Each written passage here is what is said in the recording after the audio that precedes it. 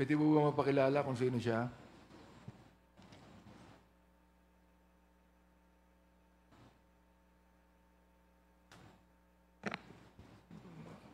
Mr. Chair, good afternoon. Deputy Commissioner Joby Maxui, Okay. Deputy Commissioner for Intelligence, Bureau of Customs.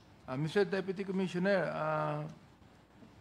batay sa ating mga nakalipas na hearing, ay natuklasan natin na mismong mga tao ng customs ang sangkot sa pagkalat ng illegal na droga sa bansa. I do not know kung kayo po ay Deputy Commissioner nung araw. Baka hindi pa, di ba? Ilang taon na po kayong Deputy Commissioner? Mr. Chair, I joined the Bureau in October 2022 after my retirement in the Philippine Army. October 2022. Yes, sir. So, pagkatapos po ng dating Pangulo. Affirmative, Mr. Chair. Okay. Pero, kayo po ba, Mr. Chair, kayo po ba ay nasa Bureau of Customs na bago kayo naging Deputy Commissioner? Sir, before joining the Bureau, I'm a retired Army Major General. Okay, okay. So, gusto ko lang po malaman, no? Ano na po ba ang status ng investigasyon natin na kaugnay sa mga taong sangkot sa handling at clearing ng mga shipments na lumalabas at pumapasok sa ating bansa? Sir, the Bureau of Customs has a system as an onboard system on checking cargoes entering into the country. First, there is a continuous profiling of importers and brokers. Of course, there is a risk management systems office which is being audited by the World Customs Organizations every 6 months. And it has a Customs Resource Management Steering Committee which meets every now and then to establish a system on how cargoes are being profiled before entering the country. And of course, the continuous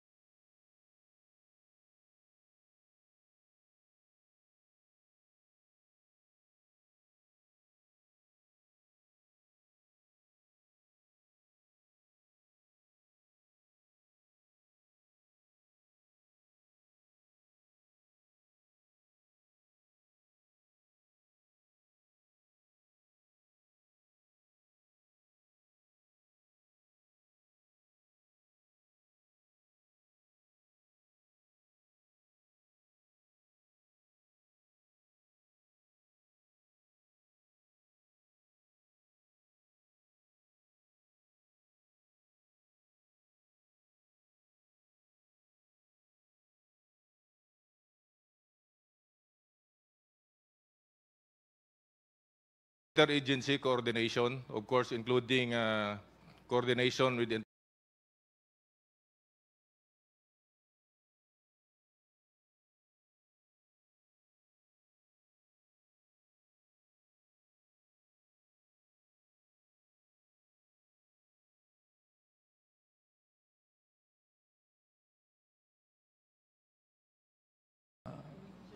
nakakalabas ang mga kargamento, particularly ang drugs. Di ba, Mark? Oo. At noong mga panahong yan,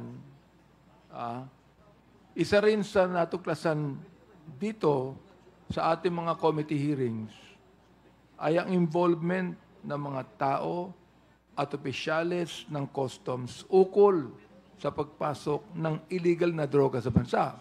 Of course, hindi ko na kayo pwedeng isama dyan sapagkat kayo ay nasa bagong administrasyon. I'm referring to the old administration. Dito po si Mark na pwede mag-testify po sa atin. Ano po? Meron na po ba kayong ginawa ng mga bagong mga method upang hindi na maulit ang nangyari nung dating administrasyon ng mga nakaupo? Yes, Mr. Chair. Ano na po ang mga bagong mga estratehiya na gawa po ninyo para baguhin po ito, yung tinatawag nating TARA system, for example. Oo. Ngayon, ilan sa mga natukoy nating paraan para makapasok sa bansa ang illegal na droga ay ang mga magnetic lifters. Ayan. Magnetic lifters. TARA system at concealed shipments. Oo. Andito po si Mark para patunayan, di ba, na ang mga bagay na ito nangyayari. Pwede mo bang sabihin sa atin, Mark, para maging tama lang ang sasabihin ko sa harapan ng ating Deputy Commissioner tungkol sa mga nangyari noong mga panahong yun. Go ahead, Mark.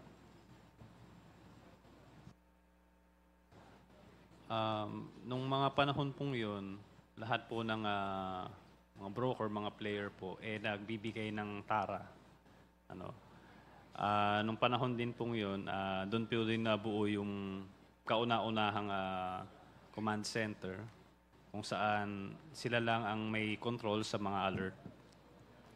So, Command center. sa command center Kung po, saan sila lang ang may control. yes po. Sino ang kumokontrol ng command center? Ang commissioner po mismo noon, si Commissioner Fildon, direkta sa kanya. Commissioner Peldon. Oo. Sino nag-appoint sa kanya? Ang dating Pangulo po. Okay.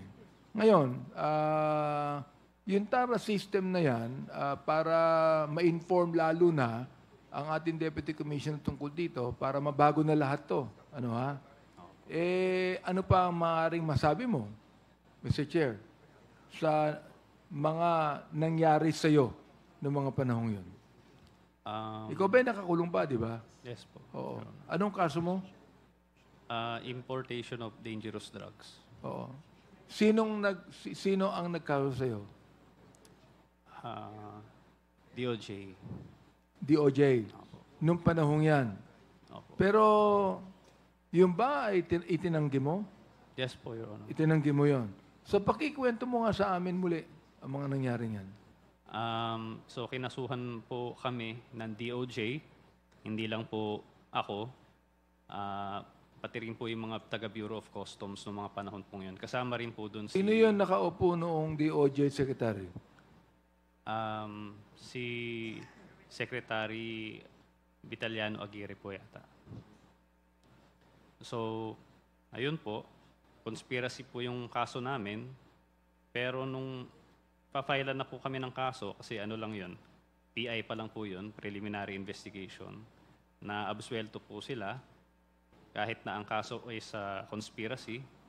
So, pag conspiracy, dapat either acquitted lahat or convicted lahat. So, nagawa nila ng paraan na parang legal acrobatics. Ang naiwan lang is yung mga private individuals. Na-dismiss yung iba. Opo. So, ilan ang naiwan? Di po ako nagkakamali, mga 6 lang po kami. Alam mo ba yung, involved ka ba doon sa tinatawag nating magnetic lifters? Yun po kay Jimmy Guban po yun. Kay Jimmy Guban. Andiyan si Jimmy Guban, di ba? Alright. Jimmy, maaaring tawagan na kita mamayang konti para malaman po. Kasi hindi ko pwedeng tanungin ang ating bagong mga appointed ngayon sa Bureau of Customs. Gusto ko rin sa committee hearing na ito, Mr. Chair, ay on the record lahat ng mga sinasabi natin para ito ay mapatunayan po natin. Oo. So, pakisabi mo nga sa amin, Mark, sino ang mga taong involved noong mga panahong yan? Na alam mo na hindi tama ang ginagawa. Nasabi ko na po yun, yung obviously po, yung sa OCOM po, ay sa COMSEN po, which is yung ginagamit nila is yung Davao Group. Davao Group. Ang So anong iyo mo sabihin ng Davao Group? Ayun po, binabanggit po nila is si Paulo Duterte nga po, Si, na kailangan magbigay kada container ng amount para makalabas yung container. maliban sa nabanggit mong si Congressman-elect Pulong Duterte, sino pa ang mga involved na empleyado ng customs? Sandali lang po. Tignan ko lang po. Okay.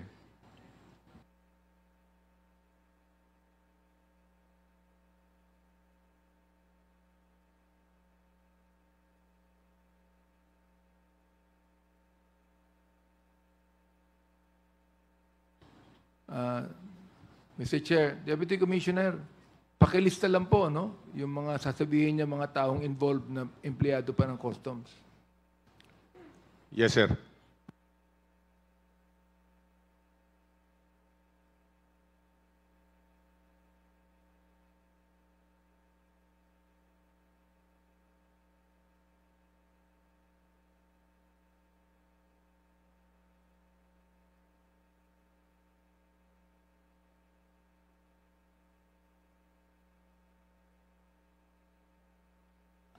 For submit ko na lang po.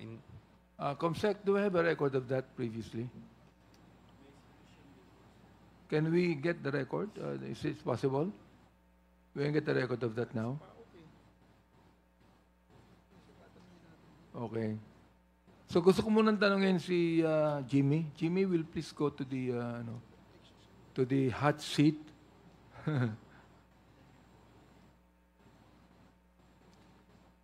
Kasi yan po ang next na tanong ko Mr. Chair, Deputy Commissioner Yung bang, ang next na tanong ko, ano po ba ang nangyari sa mga tao at opisyales na sangkot dito Yun ang gusto ko malaman Now, habang iniisip ni Jimmy Guban, lahat ng mga involved ng mga taong yan, gusto ko lang pong itanong sa inyo, ano na po ang nangyari sa TARA system? Meron pa bang TARA system ngayon o wala na? Sir, there are reports of TARA system, but the challenge of the Bureau of Customs is there are reports, even anonymous customs acted based on accountability and integrity. However, the challenge always is the witnesses that will come to execute an affidavit to buttress the case that there is always there is an existing TARA system and the BOC. The thing is, Mr. Chair, Deputy Commissioner, please permit me, I might be wrong in my assessment, but I do not think that you would need any witness on the TARA system. If there are some anonymous people that are actually telling us that there is a TARA system, I think it becomes the duty of the Bureau of Customs to investigate. If indeed there is, am I right, Mr. Chair? We are conducting investigation, sir. Actually, it is being done continuously. So what happened to the investigation? Oh. So when did you start the investigation, and is the investigation finished? And what did you find out in the investigation?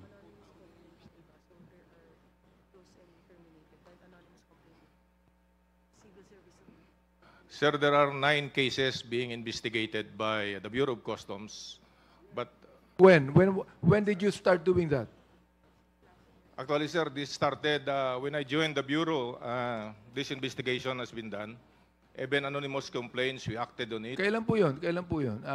Can you give me a definite date on that?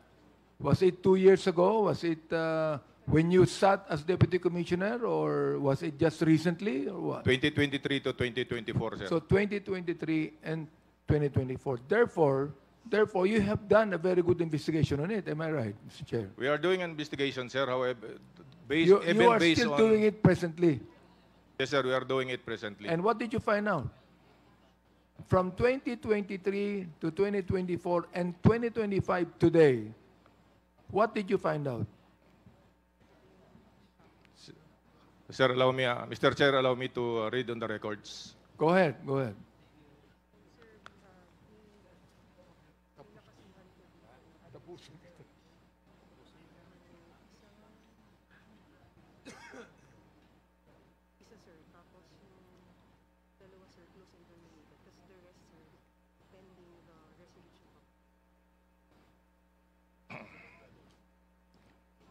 Sir, there are 9 cases investigated.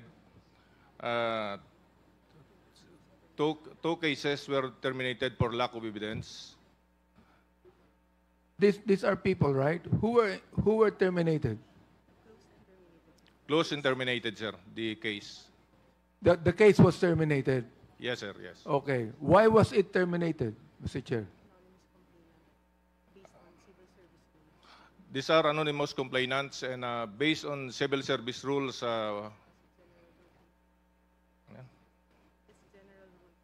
So, Mr. Chair, based on civil service rule, you cannot actually do anything about it.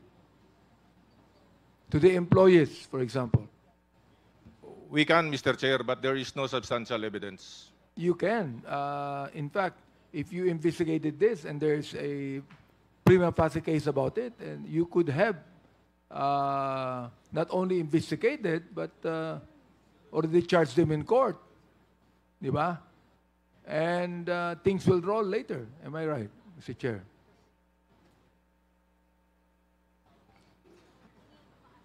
We are continually doing it, sir, the investigation. How many cases? 9 cases, sir, 9. I find it quite slow when you begin to tell me that you started in 2023, this is now 2025. Hindi mo ba? It's kind of a slow moving, Mr. Chair. Hindi po ba? Deputy Commissioner Uy?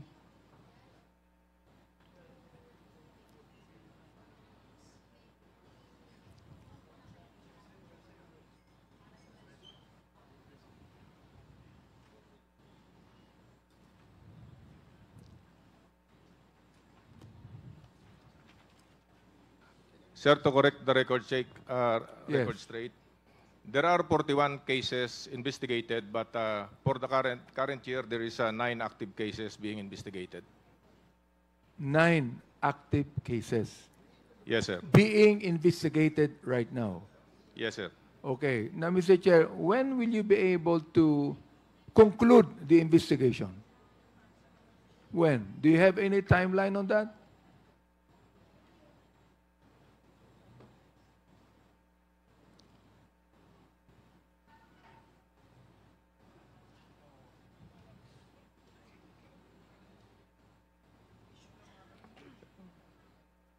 Sir, I will check with the Internal Investigation Division of BOC, sir.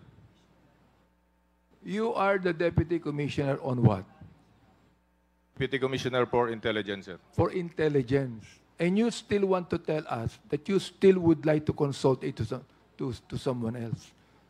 When you are the Deputy Commissioner on intelligence. Sir, to be Ibig sure sabihin, on... dapat po yan. Alam nyo na rito yan eh.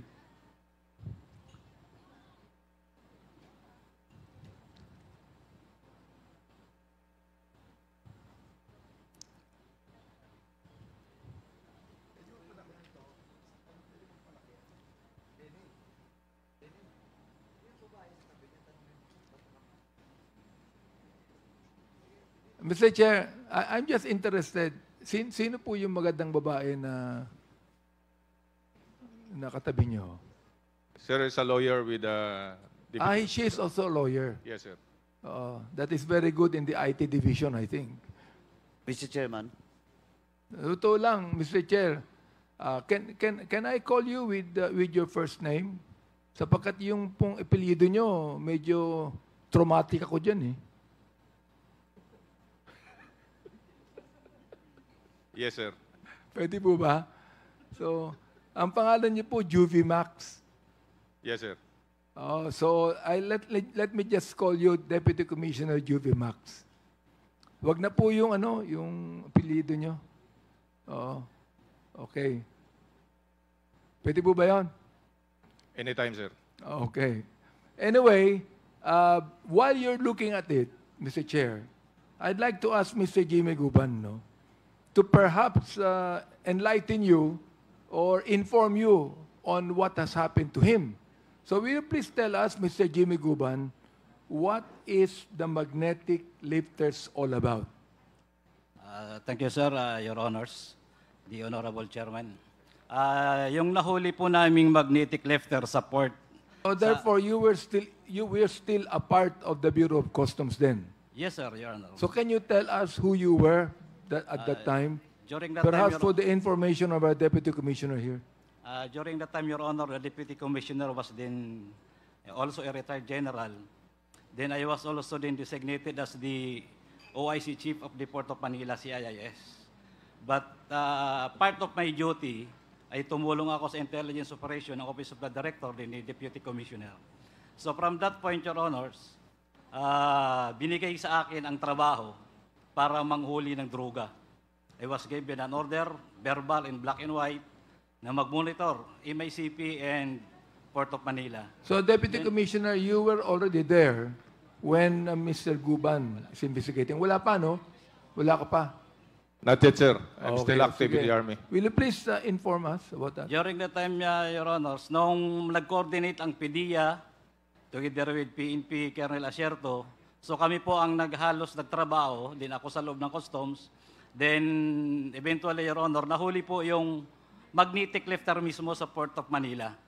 Ang mahirap lang po nun, Your Honor, wala namang nawala, nahuli lahat ang droga, may umamin na mayroong may-ari sa Senate investigation, na-promote ang district collector, si Attorney Bakiran until now, maybe Deputy Commissioner pa rin, at ako ang ikinulong. Sabi ko nga po, tinakot pa ako para magsalita ng iba, yung droga po na nahuli sa loob, sana Dali po lang, Mr. moto proprio. Jimmy. So, Mr. Bakiran is now a Deputy Commissioner also? Mr. Deputy Commissioner Jubac? Yes, sir. He is right now, at present, a Deputy Commissioner. Yes, sir. Okay. Therefore, he knows. Alam niya. Yes, Your Honor. Let me ask you, Mr. Jimmy Guban. Is Mr. Bakiran involved? Of course, Your Honor, because he was the district collector of the time. During that time, Your Honor, nung tinatrabaho po namin. Okay. He was involved in what? In the administrative matters, Your Honor, because he is the district collector of the MICP. Therefore, alam po niya kung ano at nung meron ang sa loob ng port niya. So, therefore, what happened to your investigation? After our investigation, Honor, we were able to identify the magnetic lifters, the container. Then we found out na talagang positive, together with PDEA personnel and also with the Bureau of Customs. I think the personnel also, some of our CIS personnel, MICP are here also. So nandun po lahat, nahuli po lahat ang droga sa loob ng magnetic lifter. Positive on drugs. Positive on drugs, Your Honor. But the drugs were no longer there. No, Your Honor, nandun po. In fact, positive po yon. Hinuli namin ng PDEA. Sinunog po by order of the court. Wala pong nakawala. Talagang totally po accomplishment na nahuli. Only that, ginawa nila, isinama nila kami sa conspirator. Ako, na nanghuli, nagtrabaho, nagpagod lahat, at ang napromote pa yung ibang mga personnel ng Manila International Container Port. Yun nga po yung isa ay yung district collector. Sino ang nagsama sa inyo as conspirators? During that time, Your Honor, sa Senado na yun ang investigation, kaya doon ang inano nila ng PDEA na we are the conspirator together with Colonel Asierto and Director Pajardo ng PDEA. Kami raw tatlo ang nag-conspire para ma-import yung magnetic lifter na huli doon sa loob ng Manila International Container Port. Who accused you as conspirator? I think, Who Your are the Honor, people involved in that, in accusing you? the PDEA, Your Honor, Sino? the PDEA during the time of General Aquino. The PIDEA, during the time Yes, of Your General Honor. Aquino. Is the PIDEA here? Yun yung PIDEA? Okay. Yes, Miss, O can you do you support this accusation or o hindi nyo alam? Mr. Chair, Your Honors, based on records, yes, we support the filing of the case against Mr. Goman that was done by my predecessors. And yes, based on records, yes, we support the filing of the case. So you believe, therefore, that Mr. Jimmy Guban is part of the Was that the smuggling of drugs ba yun? Yes, Your Honor. Therefore, Yusek, naniniwala kayo that Mr. Guban is part of the smuggling of these drugs? Mr. Chair, based on records, yes. Based on record. Yes. So what can you say about that, Mr. Jimmy Guban? Thank you, Your Honor. Yun po ang pinapaliwanag namin ngayon sa korte. Dahil during the time of the hearing, kahit po sa Senado, may umamin po niya na kung sino ang may-ari. At yan po ay nandoon po sa testimony mismo ng Senate hearing. Ay ang may-ari mismo ay umamin si Mr. Barakel. Sila ang may-ari, nandoon, present. After po nung hearing, nawala until now. Yung dalawang babae at saka si Mr. Barakel. Which I think Director Plaza of PDEA can also explain because he was there present during that time. Ibig niyo sabihin, itong si Mr. Barakel at sino siya? Sino pa yung isa? Miss Katipan and Miss Lagrimas. Missing until now. Until now po. After na mag-testify sila na umamin na sila ang may-ari ng consignee, ng importation at tinuro nila yung a certain Chinese. And they are exonerating you, am I right? No, Your Honor, there was no testimony against me. Oh, In fact, wala pong admission kahit konti. Nakasama kami doon. Kaming tatlo nila, Colonel Acerto, Colonel Fajardo, kami ay sa government side, kami ay nagtrabaho, kami po ang nakahuli. Yung tatlo na po yun. Bakit kayong inakusahan? Yun nga po ang pinakamasakit sa amin. Meron ba kayong court case on that? Yes, Your Honor. In fact, I was even convicted in the RTC. Na wala hong testimonya, walang ebidensya, wala rin pong nawala sa kargamento. I think the other PDEA personnel, Your Honor, can also testify. Dahil nandyan pa po sila Bagawi, din the other personnel, nakasama namin. I think Soriano, nakasama namin sa panguhuli during the time of the apprehension, Your Honor. Okay, Yusek Neres, when did you become an undersecretary of the PDEA? Yes, 5 months ago, 5 Mr. months Chair. ago. Yes, Mr. Chair. We are now in the present administration, which is actually transparent. Ano ha? Our president would like to do everything transparent. Oo. Ayaw niya may tinatago. Ayaw niya na may katiwalaan sa kanyang gobyerno. Ayaw niya nun eh. Di ba? So therefore, what have you done about what happened to Mr. Guban? What happened to Mr. Barakel? Have you ever found out where they are? Or are they still missing? Or you have treated him to be missing in person?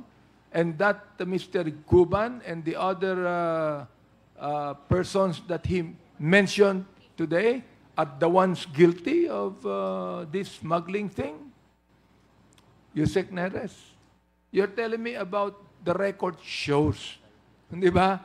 The record shows. But listen, even if there is a record that shows, there might be something that you ought to investigate further so that the truth can come out.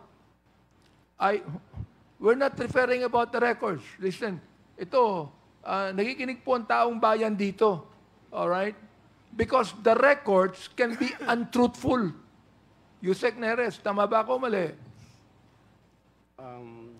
Yes, I agree, Mr. So Chair. therefore, kung meron kayong kahit na maliit na doubt that the records are quite untruthful, therefore it becomes your duty in the PDEA to ferret out the truth. Am I right, Yusek Neres?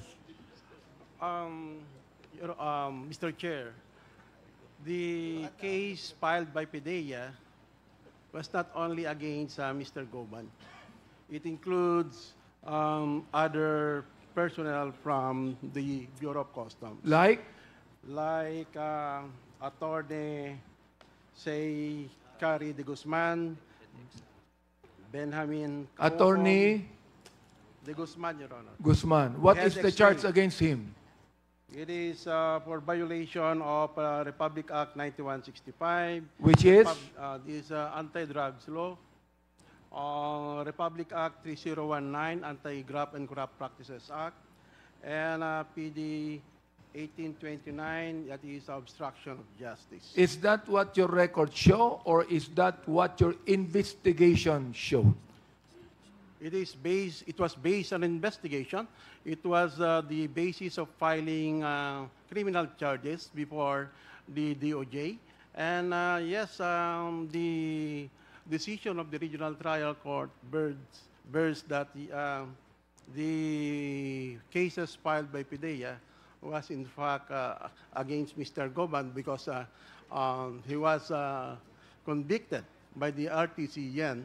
Yes, I think it is, that was the basis of my answer, that I stand firm on the case filed by PIDEA, Mr. Chair. Who are the other persons aside from Attorney Guzman? The BOC officials, Mr. Chair, are of course first, Mr. Jimmy Goban, second, Attorney Say Cari de Guzman, the head X-ray inspection unit of the BOC, Benjamin Cahucom, the OIC X-ray inspection project of the BOC, Manuel Martinez, X-ray technician of the BOC, Dolores Domingo, Customs Operations 4 of the BOC, and Gorgonio Nesaserio of the BOC, Mr. Chair, Your Honor. Where are they now, Yusek Neres? Are they still employed in the Bureau of Customs, Yusek Jubimax? Mr. Chair, what I know is Attorney de Guzman is still with the Bureau. Still in the Bureau, despite the fact that there was a case against him. I'm not privy to it, Mr. Chair, but I will check, Mr. Chair, the others. Yes.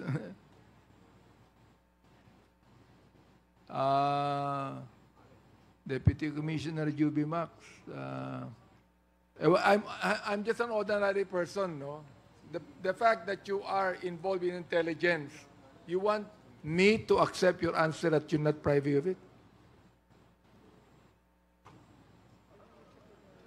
Sir, I'm certain with Attorney Said Guzman that he is still with the Bureau. The others that is mentioned, I will check, sir, to be sure with my okay. answer to you, sir. So let me go back. Let me go back to Mr. Jimmy Guban. Now, Yusek Neres mentioned about Attorney Guzman and the other people with you. Okay. So what can you say about that? Hindi ko po yan sa Your Honor, ongoing ang case nila. Hindi po yun involved masyado doon sa magnetic lifters.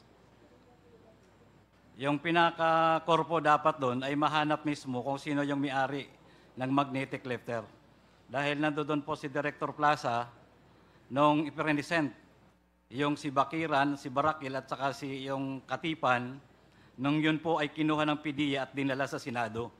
At doon po sa Senate, meron po yung testimony sa Senado, may minutes, nandoon po lahat. Wala pong nagtuturo sa amin or sa akin na kami ang nag-import ng kargamintong magnetic lifter. Kami lang po ang nanghuli. Kahit po sa testimony ng mga PIDEA personnel, wala pong nagtuturo sa amin na kami ang nag-import ng PIDEA, ng magnetic lifter. Ang nakita ko lang po doon na dapat magpatunay kung nasaan, sana po motu proprio, yung hinuli ng PIDEA from Calapan, Mindoro, dinala po papunta sa Senado, sa opisina nila, dinala sa Senado, at bigla pong nawala. Nandoon po yung sa tiis inang sa init. Nandoon po siguro pati sa video.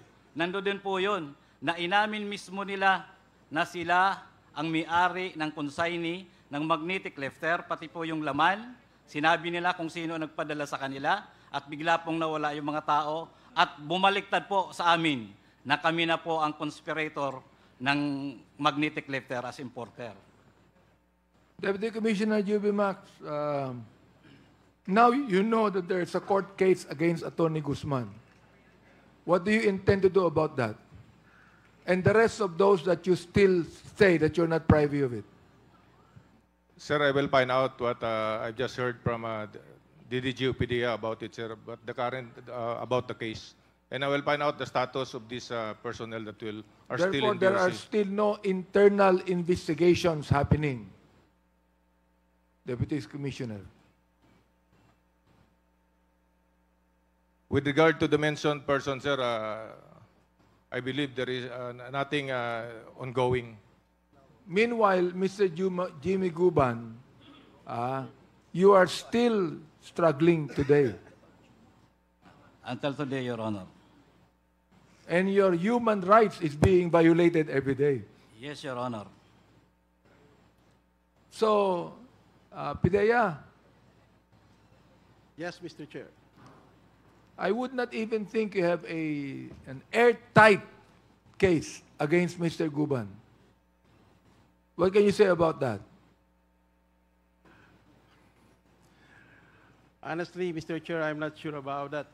But what I am sure is that after the investigation by the DOJ indicted Mr. Goban to the case, to the charges as referred by PIDEA. But to the other persons who were included and impleaded in the same complaint, the DOJ dismissed the case against them. Mr. Chair, alam nyo, talagang masalimuot tong kasong ito, no, ha? Kaugnay ng pagpasok ng illegal na droga sa bansa ay ang partisipasyon ng mga law enforcement agencies kagaya ng PIDEA o ng Bureau of Customs o maaring ang NBI din na RD. Siguro kinakailangan ay mag-explain ka rin dito, di ba? Na naatasan na ipatupad ang mga batas laban sa illegal na droga. Subalit, ayon sa ating mga naging committee hearings in the past, ay sila ay nagkulang. Ano? Well, let's find out if these law enforcement agencies have done their part in making sure that the laws of our country are being effectively implemented, which the present administration want. And because of that, you have been appointed by the present administration. We'd like to start with Deputy Commissioner Juby Max about that. What can you say about what I said?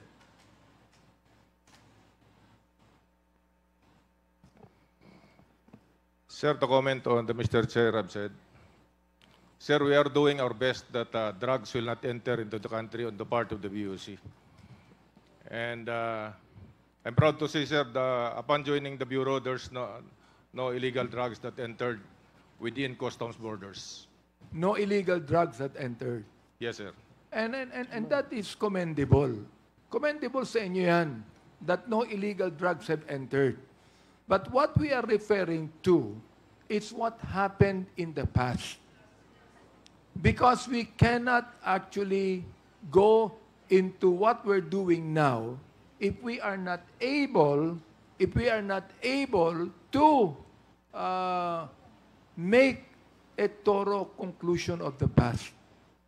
Nandun pa eh. Cases have been filed. Cases have been filed and still Attorney Guzman is still active employee of the Bureau of Customs. But cases have been filed. Now, the other names mentioned, as you have said, that you are not even privy of it,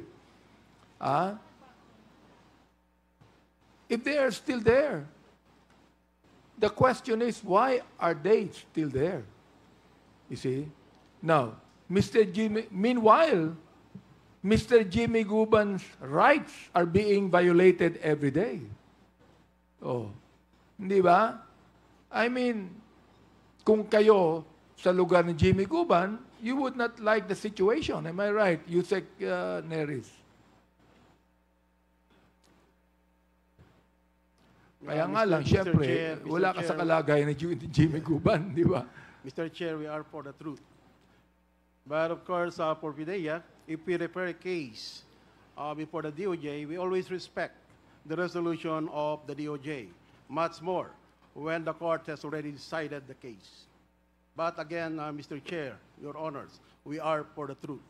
Sa mga hearings na ating ginanap dito, which is actually ferreting out the truth also, di ba?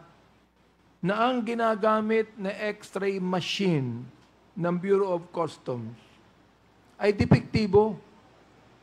Kasi kung hindi depektibo yan, hindi malalaman natin kung may mga drugs o wala yan eh. Di ba? Meaning, ay hindi ito nakakapag-detect ng maayos ang materyales na nakasilid sa mga containers na pumapasok sa ating bansa. Tanong ko lamang po sa ating mga agency like PIDEA and NBI, ano po ba ang status ng investigasyon na inyong isinagawa ukol dito? Kung meron man ha? Oo. Alright. Hindi pa tayo nababahala dito? NBI, can you please, kung meron man po, meron man. Mr. Chair, if Attorney Galicia may be recognized, they conducted an investigation, and filed the cases, Your Honors. Yes, Mr. Chairman, the NBI also conducted an investigation of this case, and we also filed a case against Mr. Guban on this particular importation of illegal drugs. So, for us to be able to understand the role of Mr. Guban, why he was charged, we have to go back to all the facts of this particular case, Your Honor. And so, NBI, ano ang pwede nating gawin upang makasiguro tayo na maging maayos itong mga X-ray machines na ito na ginagamit ng Bureau of Customs sa mga pumapasok na materyales sa ating bansa. Sapagkat until now, Bureau of Customs, para sabihin ko sa inyo, until now, sa taong bayan po natin, nagiging very unpopular ang Bureau of Customs as far as corruption is concerned. And it becomes your duty, representing the present administration, that corruption should be curbed in the Bureau of Customs. That becomes your marching orders. Deputy Commissioner Juby Max. Diba? Tama po ba ako? I agree, sir. Okay. So therefore, ano ang maaaring gawin natin? Unang-una yung PIDEA. Narinig ko na po yung NBI. Unang-una yung PIDEA. Ano pong maaaring gawin natin upang maging maayos tong X-ray machine na ito? Sapagkat kayo po ang concern sa drugs, di ba? Oh. Tingnan nyo. Yes, Mr. Alam Chair. nyo, tingnan nyo ha. Dahilan siguro sa wala na kayong nahuhuling drugs sa Bureau of Customs, Deputy Commissioner Juby Max, itinatapon na ang mga droga sa dagat ng Zambales, ng Pangasinan at Ilocos Sur. At palagay ko, ang nagtatapon nito ay mga barko din naman ng mga foreign government na alam nyo na kung sino. Na yung bang sa kanilang pag-aakala na makukuha ito ng ating mayangisda at iisipin nila, pera ito. Pero ang nangyari, ang ating mga mayangisda, imbis na kanilang kunin para magkapera sila, ay kanilang nireport at in-expose sa taong bayan. Ako po, I am commending our fishermen for being patriotic in this area. Oo. Di ba? Sana po, sa ating Quadcom hearing na ito, ay makilala po natin ang mga fishermen na ito upang bigyan natin ng commendation sapagkat ako'y natutuwa sa kanila eh. Hindi ba? Sapagkat kung iba yan, ang ating mga fishermen mahihirap lang eh. Oo. Sa akin po, ang nangyari dito, talagang pinalutan yung mga drugs na yan. Hindi na po pinadaan sa Bureau of Customs. Bakit? Kasi pag pinadaan sa Bureau of Customs, mawawala na naman yan. Di ba? Ngayon, ating nakita na 25 bags na ang suspect doon ay shabu. Na pinalutang sa garagatan natin mula Pangasinan, Zambales at Ilocos Sur kung saan malapit ang West Philippine Sea na sinasabi ng isang politiko na walang West Philippine Sea. Na malapit sa baho de Masinloc. Hindi ba? Ibig sabihin yan ay nanggaling. Alam nga naman nanggaling yan sa mga fisherman. Nanggaling po yan sa mga barko doon, sa mga barko ng, hindi ko alam kung saan galing yan, pero palagay ko, alam na natin lahat yan, kung saan galing yan, di ba? Oo. At nais nila na yung mga fisherman natin may hirap, ang pagnanais nila, corrupt din yung mga yan. Makikita nila, pera itong shabu na ito. So, ang gagawin nila, dadali nila, bebenta nila, para yumaman sila. That's the reason why, Mr. Chair, in this Quad Committee hearing, we would like to commend our poor fishermen that are quite patriotic and incorruptible by exposing these 25 bags of shabu that came in. Yun ang gusto kong sabihin sa inyo. Kaya ang tanong ko ganito, there should be a thorough investigations between the NBI, the PIDEA, and the Bureau of Customs on this matter. If we really would like that the Filipino people will trust us, na pwede tayong pagkatiwalaan, na talagang serious tayo, na banggain natin ang mga korap na mga taong ito. Na katulad ng ginagawa po namin sa Quadcom hearing, kahit na kami nakakatanggap ng mga bashing at ng mga false information at ng mga mura sa mga tao na dapat naiintindihan ang ginagawa namin dito. So gusto ko pong unahin muna ang ating Bureau of Customs sa kanyang sagot, Yusek Jubimax, at pagkatapos po niyan ay gusto ko ring Deputy Commissioner Jubimax, tapos niyan ay gusto ko ring tawagin si Yusek Neris, no? Upang magsalita, at pagkatapos po niyan, ang RD natin, Lavin, ay magsalita din.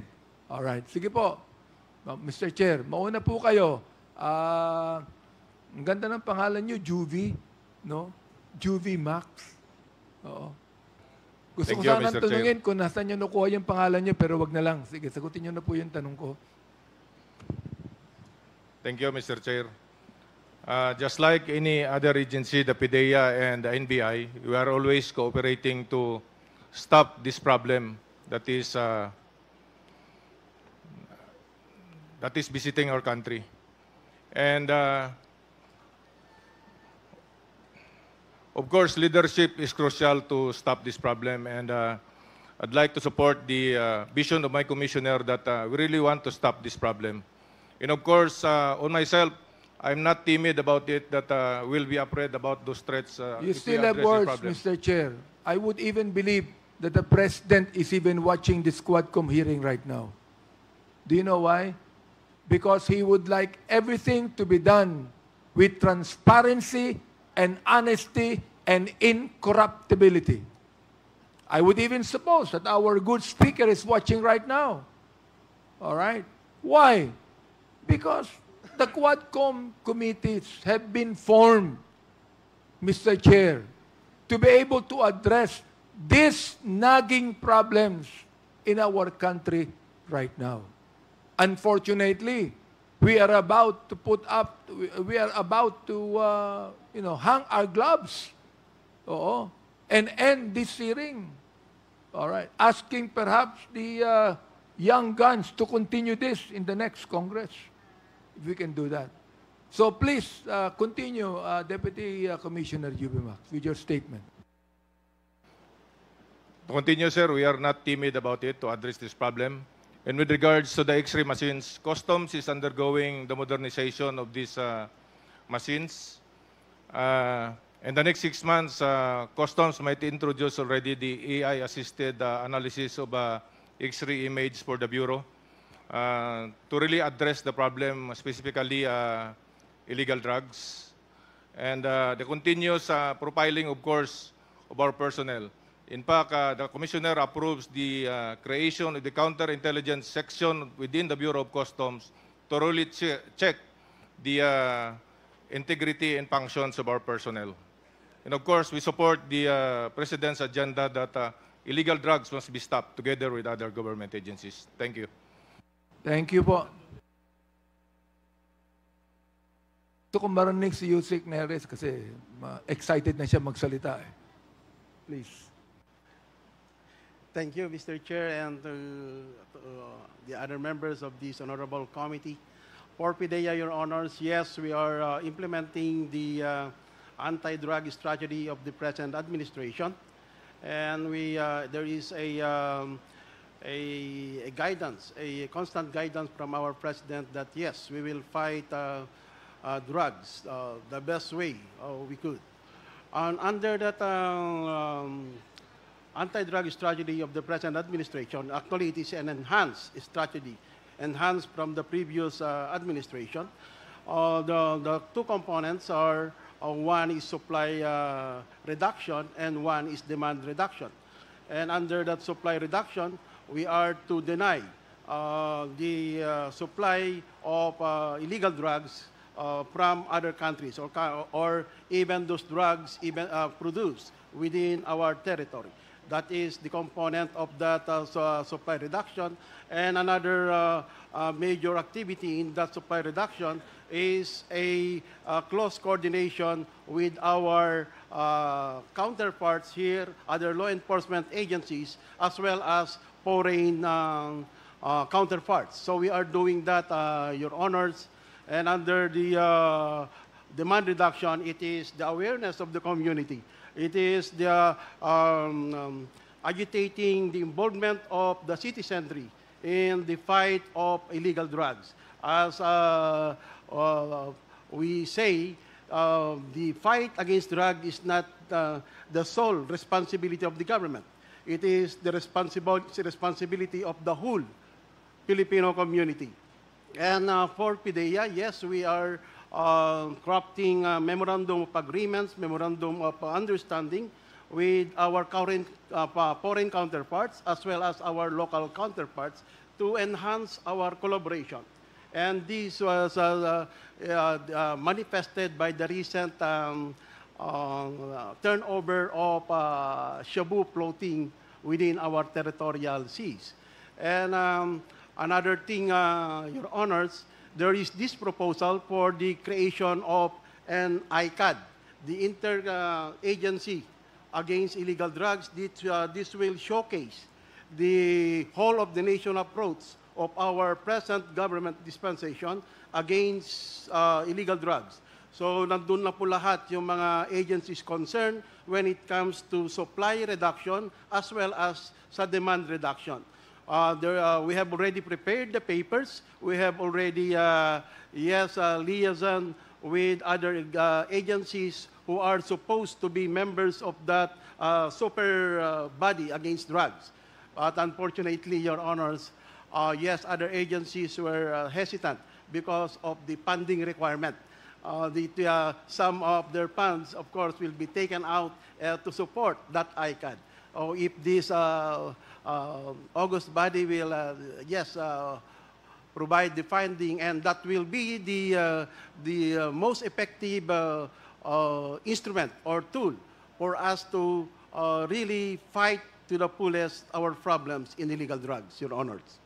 Thank you, Mr. Chair. Alam mo, yung funding requirement na yan, kung nakikita po naman ng ating good speaker na maganda yung inyong intention dito, I think that he will be amenable to provide the funding to it. Diba? Thank you, Mr. Chair. Thank you.